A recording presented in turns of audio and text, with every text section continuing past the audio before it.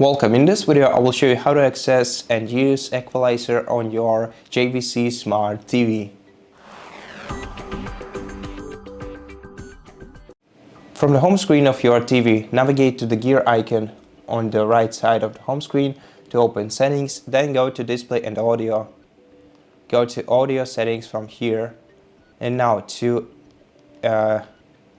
get to the equalizer menu and to adjust it, we have to go to the advanced settings. But as you can see, the equalizer option is grayed out right here. That's because we cannot adjust the equalizer for the Dolby mode when it's enabled. Therefore, first of all, you now have to go to the Dolby mode and disable it by selecting off.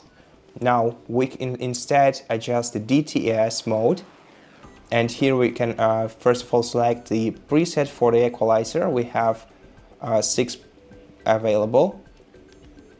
So just select the one that you need and then go to advanced settings, go to equalizer, and here you can adjust the frequency for each, you can adjust the decibels for each frequency. So just select how many decibels you want to add or remove for each frequency by moving the sliders you see right here next to each frequency.